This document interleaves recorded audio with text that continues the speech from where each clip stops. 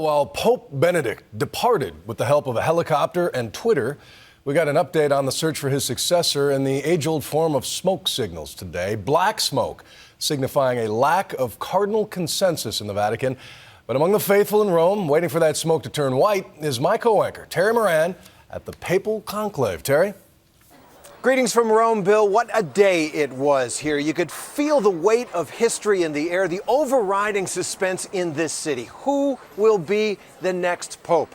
Today, the secret and mysterious process to choose the next pope began. It was just really an awesome day here.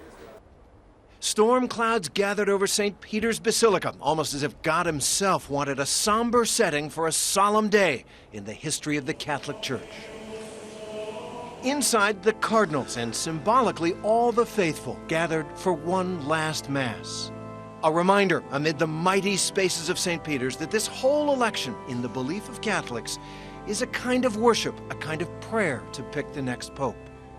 Outside in the square, a few pilgrims, some Romans, and the curious gathered in the afternoon gloom, waiting for this moment to begin.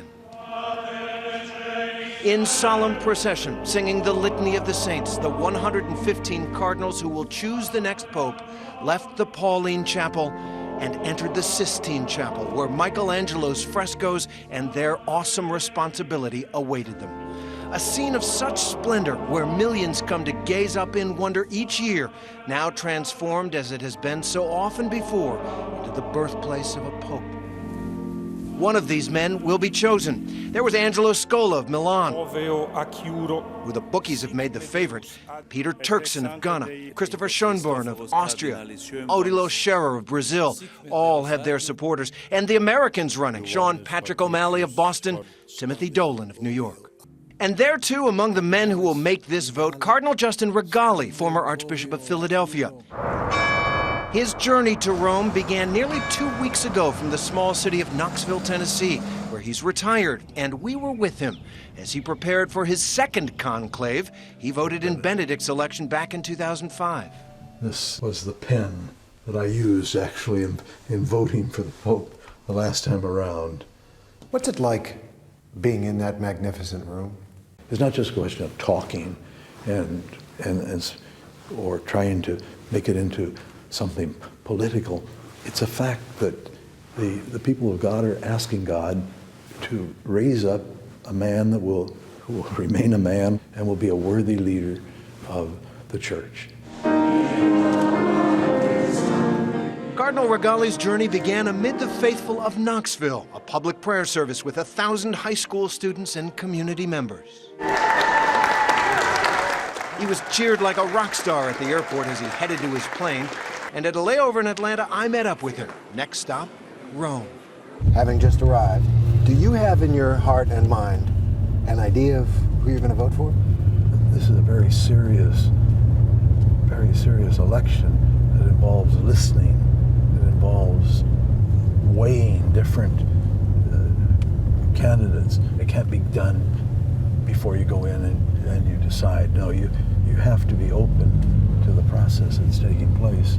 Last week, Rigali joined the other cardinals to say farewell to Pope Benedict, and then they got down to the real work here. Meetings and more meetings, where the politics happen, in the coffee breaks, too. The coffee breaks are a component. It gives us the opportunity to speak to cardinals. It gives us the opportunity to exchange our thoughts. That was the backdrop. But this was the reality today, a deeper reality, they believe. And after their oath, after their prayers, the simple command. Extra omnes. Everybody out, colloquially, everybody who's not a cardinal elector. And they left, the staff, the priests, the cameras, too. And the great doors were closed. And they were alone in there. Cardinal Rigali describes the voting as a kind of fellowship in prayer. People are trying to listen to the inspiration of the Holy Spirit. They're trying to listen to the wisdom that is communicated in their brother cardinals. As a cold, damp evening fell on the Eternal City, thousands waited in St. Peter's Square, straining to see the chimney atop the Sistine Chapel, the smoke signals that signify a vote has been taken. Suddenly, at 7:42 p.m., there it was. Black smoke, an inconclusive vote. There is no Pope tonight. A plain but wholesome dinner for the Cardinals tonight, we're told. Pasta, of course, soups and some cheeses. They'll talk among themselves. They're staying in a Vatican guest house. No phones, no TVs. And then in the morning, they'll go back into the Sistine Chapel to try again.